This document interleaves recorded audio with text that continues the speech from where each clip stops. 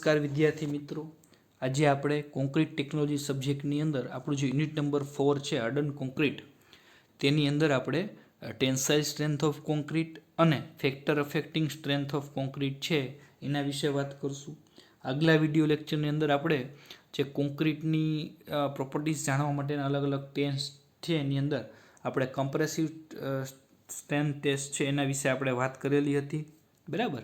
આજે આપણે આગળ કોન્ક્રીટની ટેન્સાઇલ સ્ટ્રેન્થ જાણવા માટે જે અલગ અલગ ટેસ્ટ કરવામાં આવે એના વિશે વાત કરશું અને ત્યારબાદ કોન્ક્રીટની સ્ટ્રેન્થને અસર કરતા પરિબળો કયા છે, એની અસર કોન્ક્રીટની સ્ટ્રેન્થ ઉપર કઈ રીતે થાય એના વિશે આપણે વાત કરશું. પ્રથમ આપણે વાત કરીએ ટેન્સાઇલ સ્ટ્રેન્થ ઓફ કોન્ક્રીટ. બરાબર. હવે આપણે જાણીએ છીએ કેમ કે concrete is consider relatively strong in compression and weak in tension. એટલે કે કોન્ક્રીટ છે એને કોમ્પ્રેશન છે એ મજબૂતાઈ તરીકે લઈ શકે છે, પરંતુ એ ટેન્શનની અંદર છે એ વીક હોય છે. બરાબર. In reinforce concrete members, concrete is provided to resist compressive force and steel is provided to resist tensile force. Obviously. બરાબર. આરસીસી જે મેમ્બર્સ હોય છે એટલે કે રેન્ફોર્સ્ડ કોન્ક્રીટ મેમ્બર્સ, એની અંદર કોન્ક્રીટ છે એ કમ્પ્રેસિવ ફોર્સ છે એ રેઝિસ્ટ કરે છે, જ્યારે સ્ટીલ જે પ્રોવાઈડ કરેલું હોય એ ટેન્સાઇલ ફોર્સિસ રેઝિસ્ટ કરે છે. બરાબર. However, tensile stresses are likely to develop in concrete due to drying shrinkage, corrosion of steel reinforcement or due to temperature gradients. પરંતુ કોન્ક્રીટ છે એની અંદર ઘણા સંજોગોની અંદર ટેન્સાઇલ સ્ટ્રેસ છે એ ડેવલપ થાય છે અલગ અલગ કારણો લીધે, જેમ કે drying shrinkage, corrosion of steel enforcement અથવા ટેમ્પરેચર ગ્રેડિયન્ટને લીધે કોન્ક્રીટ છે એની અંદર ટેન્સાઇલ સ્ટ્રેસ છે એ પ્રોડ્યુસ થાય છે. તો આને લીધે કોન્ક્રીટની અંદર ટેન્સાઇલ સ્ટ્રેન્થ છે એ માપવી જરૂરી છે. બરાબર. તો આ માટે કોન્ક્રીટની ફ્લેક્ઝલ ટેન્સાઇલ સ્ટ્રેન્થ છે એ ગણતરી કરવામાં આવે છે, જેની મદદથી આપણને ખબર પડે કે કોન્ક્રીટના જે મેમ્બર છે, બરાબર, એ કેટલા લોડ ઉપર એનું ક્રેક થાય છે. બરાબર. તે ઉપરાંત જે પ્રી સ્ટ્રેસ કોન્ક્રીટ સ્ટ્રક્ચર છે એના માટે પણ આ જે ટેન્સાઇલ સ્ટ્રેન્થ છે એ ખૂબ જ મહત્વ ધરાવે છે.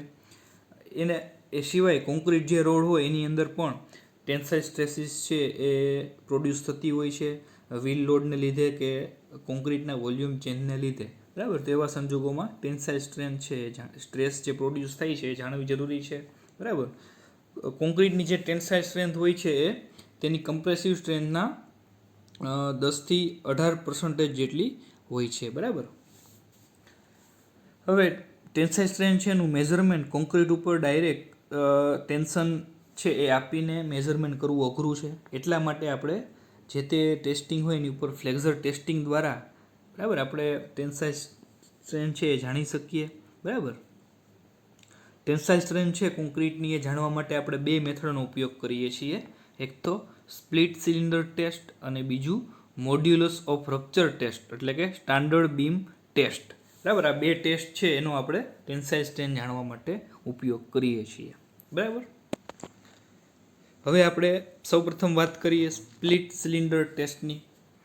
તો જે સ્પ્લિટ સિલિન્ડર ટેસ્ટ છે એ an indirect method of applying tension in the form of splitting was developed in Brazil in 1943 and the test is often referred to as a Brazilian test. It was also developed independently in Japan. બરાબર. તો split cylinder test છે એ બ્રાઝિલની અંદર 1943ની અંદર આ જે test છે એ સૌ પ્રથમ ડેવલપ કરવામાં આવ્યો હતો, એટલા માટે એને બ્રાઝિલિયન ટેસ્ટના નામે ઓળખવામાં આવે છે.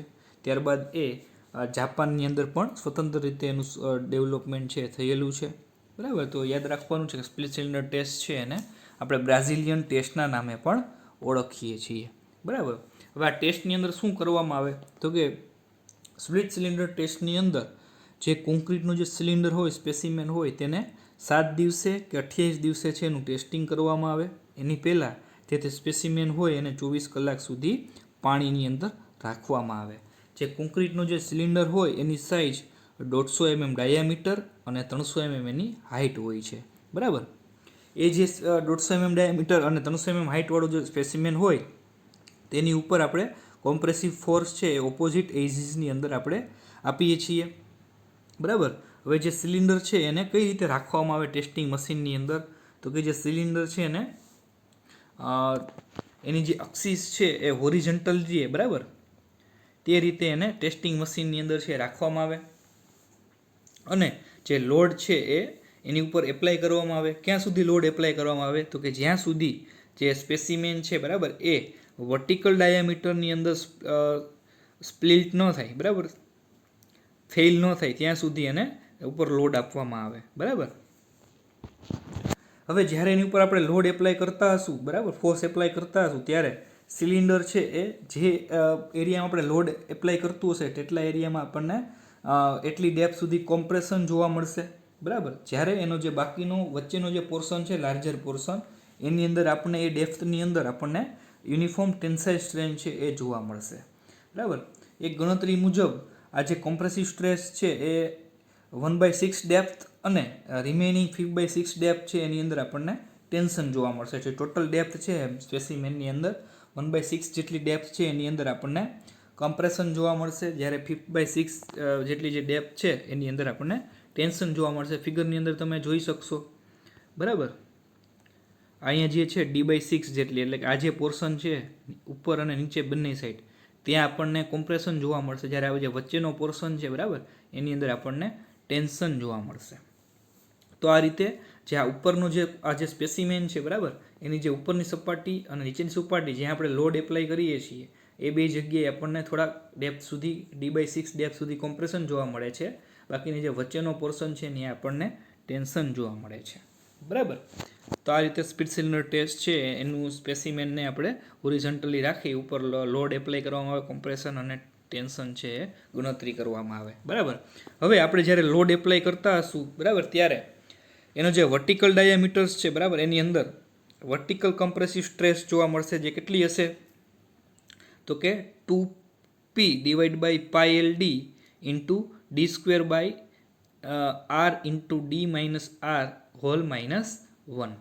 2p ના છેદમાં પાઈ LD ગુણાકારમાં D² ના છેદમાં R in bracket D - R -1 એટલી છે વર્ટિકલ કમ્પ્રેસિવ સ્ટ્રેસ જોવા મળે. અને હોરિઝોન્ટલ ટેન્સાઇલ સ્ટ્રેસ કેટલી જોવા મળે તો કે horizontal tensile stress is equal to 2p divide by pi LD. બરાબર. જ્યાં p is equal to compressive load on cylinder. બરાબર. સિલિન્ડર ઉપર જે આપણે કોમ્પ્રેસિવ લોડ આપીએ છીએ તે L is equal to length of the cylinder, એટલે કે સિલિન્ડરની લંબાઈ, એટલે કેપિટલ L. ત્યારબાદ capital D is equal to diameter of cylinder. બરાબર. તો આ રીતે આપણને વર્ટિકલ કમ્પ્રેસિવ સ્ટ્રેસ અને હોરિઝોન્ટલ ટેન્સાઇલ સ્ટ્રેસ બંનેની વેલ્યુ આપણને મળી જાય. વર્ટિકલ કમ્પ્રેસિવ સ્ટ્રેસ છે એ 2p divide by pi LD into D² divide by R into D - R whole -1 અને હોરિઝોન્ટલ ટેન્સાઇલ સ્ટ્રેસ છે એ 2p divide by pi LD જેટલી ઓબ્ઝર્વ કરવામાં આવે. બરાબર. અને R ને D - R છે એ એલિમેન્ટ્સ છે તેના બંનેના લોડ ઉપરથી ડિસ્ટન્સ છે. બરાબર. આ ફિગરની અંદર પણ તમે જોઈ શકો. આ જે લોડ છે એનું એલિમેન્ટ સુધીનું અંતર R અને ત્યારબાદ બીજો છે ત્યાંથી D - R. બરાબર. તો આ વાત થઈ સ્પ્લિટ સિલિન્ડર ટેસ્ટની.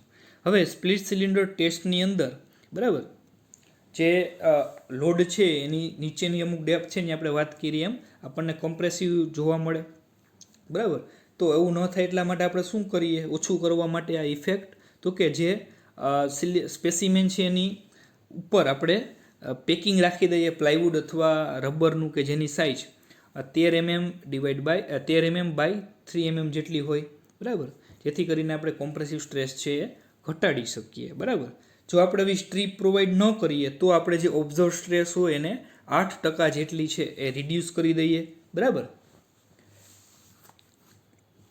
સ્પ્લિટ સિલિન્ડર ટેસ્ટ છે એ પરફોર્મ કરવામાં સિમ્પલ છે અને આપણને યુનિફોર્મ રિઝલ્ટ આપે છે બીજા ટેન્શન સ્ટ્રેસ કરતાં. બરાબર. બીજી વાત કરીએ તો સિલિન્ડર સ્પેસિમેન છે બરાબર એ જ આપણે સેમ ટેસ્ટિંગ મશીન એટલે કે જે કમ્પ્રેસિવ ટેસ્ટની અંદર યુઝ કરીએ છીએ તેવો જ યુઝ થાય છે. સ્પ્લિટિંગ સ્ટ્રેન છે એ આપણને સ્પ્લિટિંગ ટેસ્ટ દ્વારા જે મળે છે બરાબર એ જે ટ્રુ ટેન્સાઇલ સ્ટ્રેન છે કોન્ક્રીટની એની નજીકની હોય છે. બરાબર.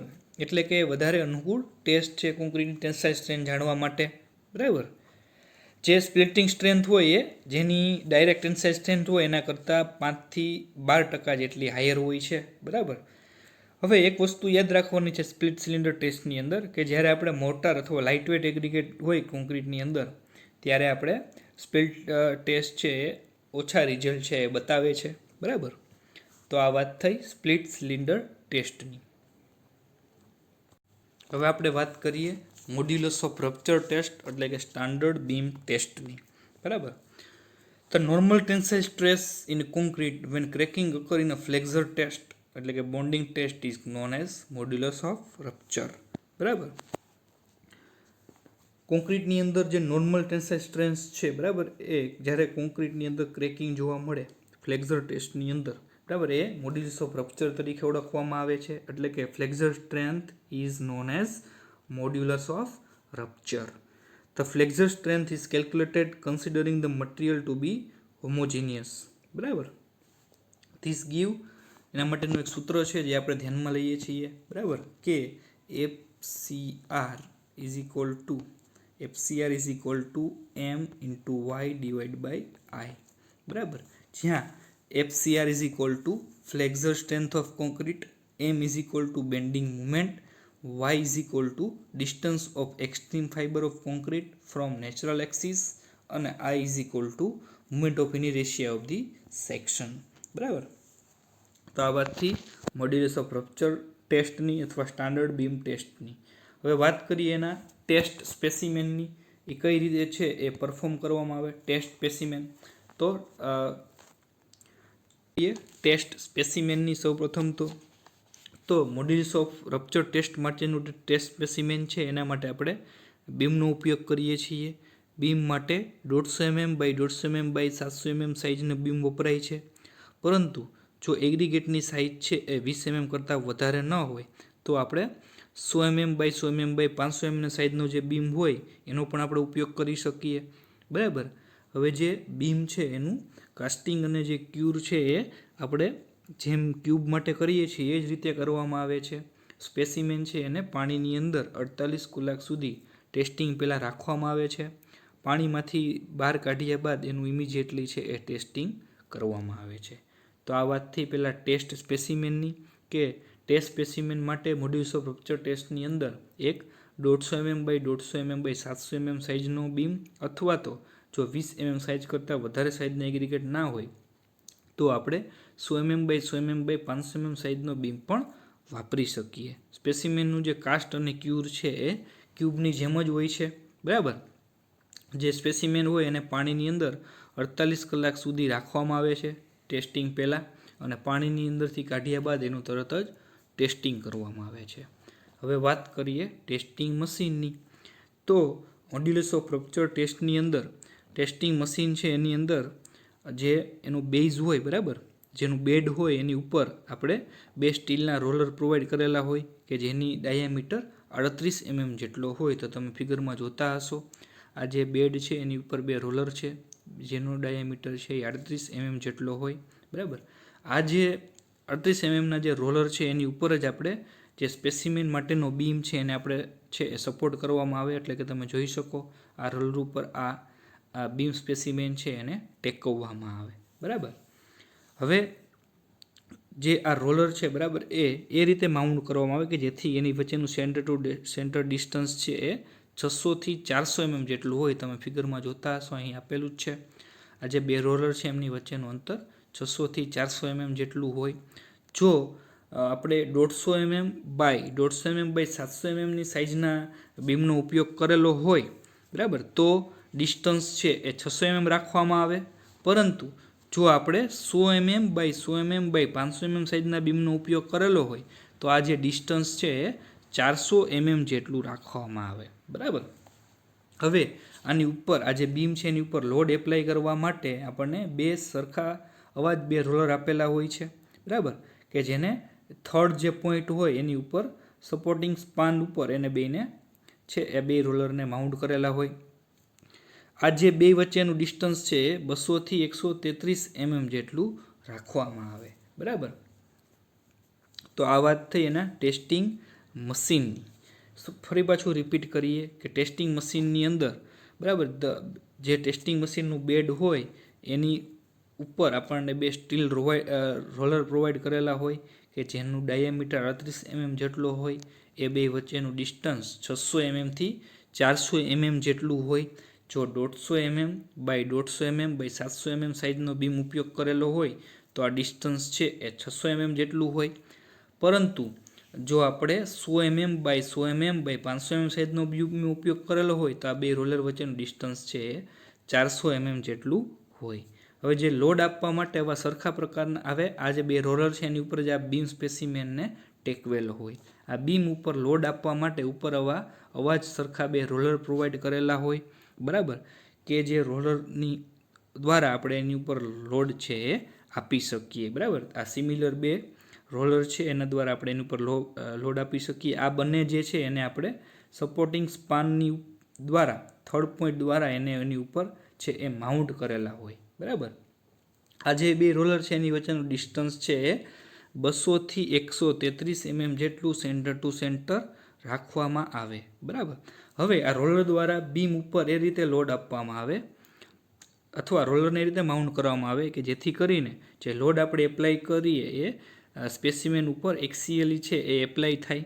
બરાબર, એની ઉપર કોઈ પ્રકારનું ટોર્શનલ સ્ટ્રેસીસ કે રિસ્ટ્રેઇન છે એ એની ઉપર આવે નહીં. બરાબર, તો આ વાત થઈ ટેસ્ટિંગ મશીનની. હવે વાત કરીએ પ્રોસિજરની કે એની ઉપર કઈ રીતે લોડ એપ્લાય કરવામાં આવે. તો કે આ જે બીમ છે, બરાબર, કે જે 600 mm અથવા 400 mm નો સ્પાન છે એના ઉપર આપણે ગોઠવેલો છે. બરાબર, કે જે બીમની સાઈઝ 150 mm માટે 600 mm છે અને 100 mm ના બીમ માટે 400 mm જેટલું સ્પેસિંગ રાખેલું છે. એની ઉપર આપણે જે આ બે રોલર છે તેના દ્વારા જેને આપણે થર્ડ પોઈન્ટ ઉપર આપણે જે સ્પાન છે એની ઉપર એને માઉન્ટ કરેલા છે એના દ્વારા આપણે એને લોડ આપશું. બરાબર, હવે આ લોડ છે એ આપણે કઈ રીતે આપશું તો કે જે લોડિંગનો રેટ છે એ 4 કિલોન્યુટન પર મિનિટ 150 mm ના સ્પેસિમેન માટે અને 1.8 કિલોન્યુટન પર મિનિટ 100 mm ના સ્પેસિમેન માટે.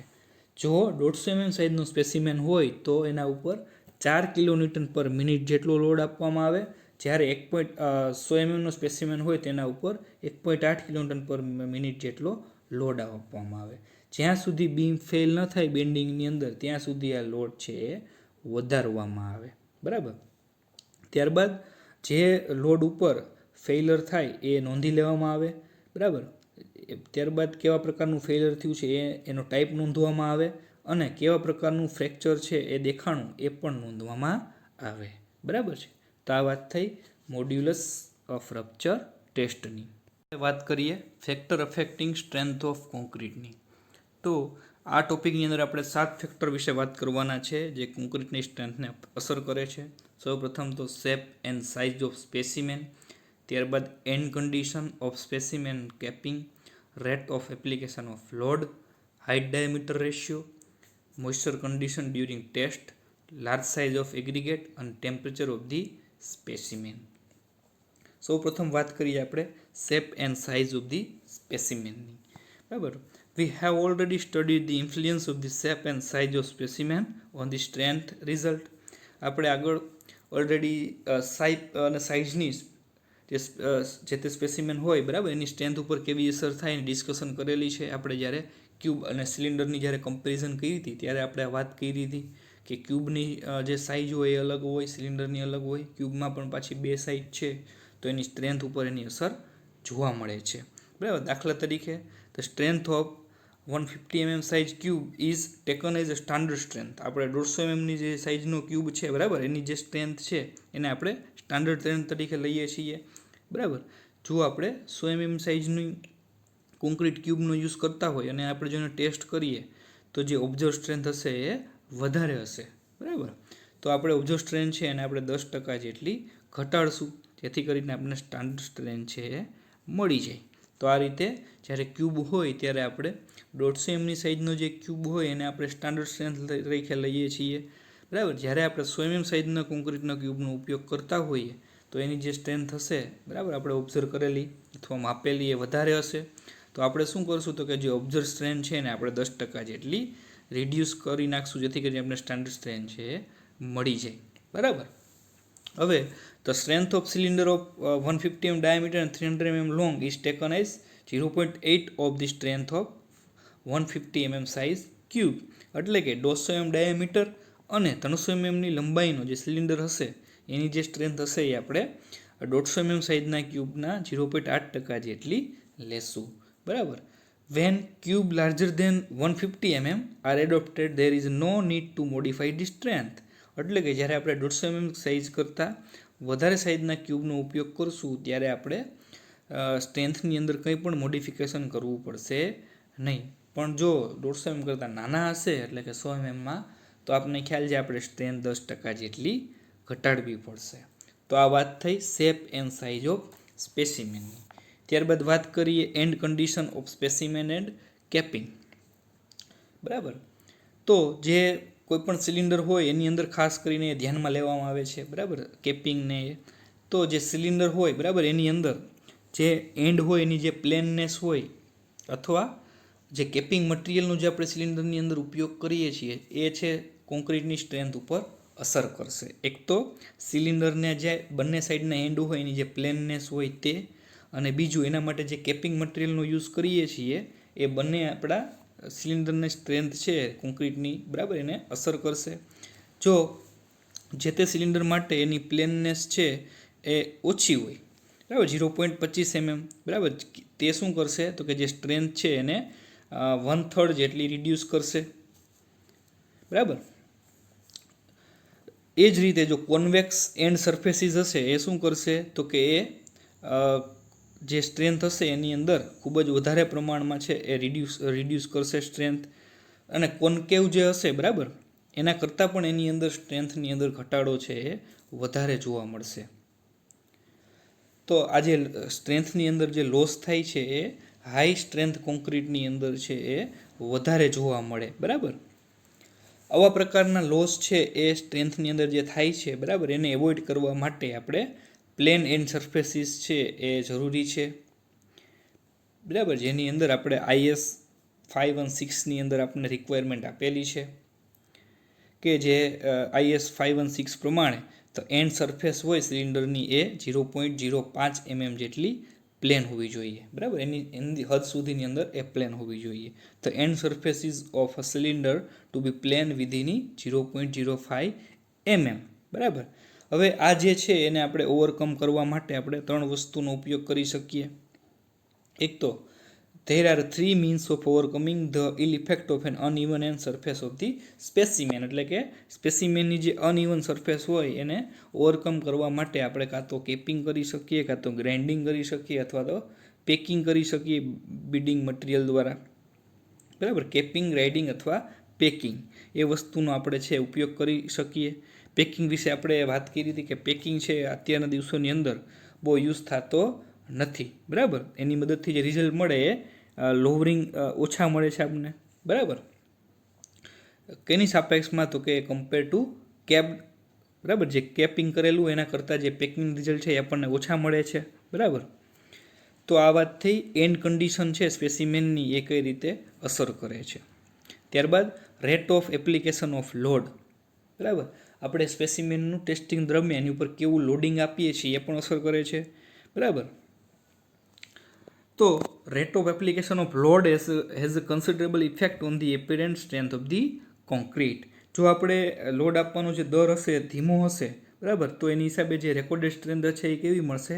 ઓછી મળશે. આવું શું કામે થાય છે તો કે આવું જે વસ્તુ છે એ ક્રીપને લીધે થાય છે. બરાબર. જેમ આપણે લોડ છે ધીમો આપશું બરાબર અથવા જે લોડ આપવાનું જે એપ્લિકેશન છે એની વચ્ચે વધારે ટાઈમ હશે લાગતો હશે તો શું થશે તો કે સ્પેસિમેન છે એની અંદર થોડાક પ્રમાણમાં ક્રીપ જોવા મળશે, જેને લીધે સ્ટ્રેઇન છે એ ઇન્ક્રીઝ થશે, જેને હિસાબે જે તે સ્પેસિમેન છે એ લોઅર સ્ટ્રેસ છે એની અંદર ફેલ થઈ જશે. એને લીધે આપણને સ્ટ્રેન છે એ ઓછી મળશે ક્રીપને લીધે. બરાબર. તો આ રીતે જો આપણે લોડ છે એ ધીમે આપીએ સ્પેસિમેન ઉપર, એપ્લિકેશન ઓફ લોડ છે એનો રેટ ધીમો હોય તો ક્રીપ છે એ જોવા મળે. ક્રીપને લીધે સ્ટ્રેઇન થાય અને સ્ટ્રેઇનને લીધે સ્પેસિમેન છે એ લોઅર સ્ટ્રેસે એનું ફેલિંગ થઈ જાય એટલે કે એનું સ્ટ્રેન્થ આપણને ઓછી મળે. બરાબર. તો આ વાત થઈ રેટ ઓફ એપ્લિકેશન ઓફ લોડની. હવે વાત કરીએ હાઇટ ડાયામીટર રેશિયો. એની વાત આપણે આગળ થિયરીમાં કરેલી હતી. બરાબર. કે ખાસ કરીને સિલિન્ડર માટે આપણે હાઇટ ડાયામીટર રેશિયો ધ્યાનમાં લેવો પડે. હાઇટ ડાયામીટર રેશિયો છે એ 2 જેટલો હોય તો આપણે કોઈ ફેરફાર કરવા પડતા નથી. પરંતુ પ્રેક્ટિકલી આપણે કોઈ એરફિલ્ડના પેમેન્ટ હોય કે રોડ હોય એવા સેક્શનમાંથી જ્યારે આપણે કોઈ પણ કટ કરીએ છીએ, સેમ્પલ લઈએ છીએ, બરાબર, ત્યારે તો કે એનો હાઇટ ડાયામીટર રેશિયો એક્ઝેક્ટલી 2 રાખવો પોસિબલ નથી. જો 2 કરતાં વધારે હોય તો આપણે જે તે સેમ્પલને કટ કરી અને એનું હાઇટ ડાયામીટર રેશિયો 2 જેટલો કરી શકીએ. પણ હાઇટ ડાયામીટર રેશિયો 2 કરતાં ઓછો હોય તો એને એડજસ્ટમેન્ટ કરવું મુશ્કેલ બની જાય. એટલા માટે આપણે અહીંયા હાઇટ ડાયામીટર રેશિયોના કરેક્શન આપવા પડે. જો આ કરેક્શન ન આપીએ તો આપણને સ્ટ્રેન્થ બરાબર મળતી નથી. તો જો આપણે હાઇટ ડાયામીટર રેશિયો 2 ન હોય એવા સ્પેસિમેન અથવા એવા કોઈ પણ પ્રકારના સેમ્પલ લઈ એનું સ્ટ્રેન્થ માપતા હોય તો સૌપ્રથમ આપણે પહેલાં એનો હાઇટ ડાયામીટર રેશિયો મેળવી અને ચાર્ટ પ્રમાણે આપણે એની ઉપર કરેક્શન ફેક્ટર એપ્લાય કરવો પડે. તો આ રીતે હાઇટ ડાયામીટર રેશિયો છે એની પણ કોન્ક્રીટની સ્ટ્રેન્થ ઉપર જોવા મળે. ત્યારબાદ વાત કરીએ મોઇસ્ચર કન્ડિશન ડ્યુરિંગ ટેસ્ટ. બરાબર, હવે જે કોન્ક્રીટની કમ્પ્રેસિવ સ્ટ્રેન્થ છે, બરાબર, એ ઇન્ક્રીઝ થાય છે જ્યારે ડ્રાઇંગ જેમ થાય, બરાબર, એની સાથે એની કોમ્પ્રેસિવ સ્ટ્રેન્થ છે ઇન્ક્રીઝ થાય છે. બરાબર, આપણે જો 2 ક્યુબ લીધા હોય, બરાબર, એકની અંદર છે એ વેટ હોય અને બીજાની અંદર સૂકવું હોય, અને જો એ બંનેને ટેસ્ટ કરવામાં આવે, બરાબર, સેમ ડે ઉપર, તો જે ડ્રાય ક્યુબ છે એ આપણને હાઈએસ્ટ સ્ટ્રેન્થ આપશે વેટ ક્યુબ કરતાં. તો આ રીતે મોઇસ્ચર કન્ડિશન છે એની પણ આપણા ટેસ્ટની ઉપર છે અસર જોવા મળે છે. બરાબર, ત્યારબાદ વાત કરીએ larger size of the aggregate. બરાબર, હંમેશા જે ટેસ્ટ સ્પેસિમેન હોય એ જે લાર્જ સાઇઝના એગ્રીગેટ હોય એના કરતાં એ લાર્જ હોવું જોઈએ. બરાબર, તો test specimen has to be appreciably large than the large size of the aggregate particles in the concrete. બરાબર, ફોર એક્ઝામ્પલ તરીકે જ્યારે આપણે સાઇઝ ઓફ ક્યુબ છે, બરાબર, એ 100 mm કરતાં છે એ નાના ન લઈ શકીએ. જ્યારે આપણે 25 mm સાઇઝના એગ્રીગેટ વાપરતા હોય ત્યારે 25 mm સાઇઝના એગ્રીગેટ માટે આપણે એ ક્યુબની સાઇઝ છે એ 100 mm કરતાં ઓછી લઈ શકીએ નહીં. બરાબર, તો આ રીતે size of specimen to the maximum size of aggregate એનો રેશિયો કેટલો થાય તો કે રેશિયો છે એ 4 કરતાં ઓછો હોવો જોઈએ નહીં. એ જ રીતે ratio of diameter of cylinder to the maximum aggregate side should be between 3 to 4. એટલે કે સિલિન્ડર માટે એના ડાયામીટર અને મેક્સિમમ એગ્રીગેટની સાઇઝ છે એ વચ્ચેનો રેશિયો 3 થી 4 કરતાં વચમાં હોવો જોઈએ. બરાબર, તો આ વાત થઈ લાર્જર સાઇઝ ઓફ એગ્રીગેટની. ત્યારબાદ ટેમ્પરેચર ઓફ ધી સ્પેસિમેન. બરાબર, તો જે ટેમ્પરેચર છે સ્પેસિમેનનું એ પણ કોન્ક્રીટની સ્ટ્રેન્થ છે એને અફેક્ટ કરે છે. બરાબર, જ્યારે આપણે હાયર ટેમ્પરેચર હશે ત્યારે એની હિસાબે આપણને સ્ટ્રેન્થ છે એ લોઅર ઇન્ડિકેટ કરશે. બરાબર, તો આ રીતે ટેમ્પરેચરની અસર છે એ પણ આપણા સ્ટ્રેન્થ ઉપર જોવા મળે છે.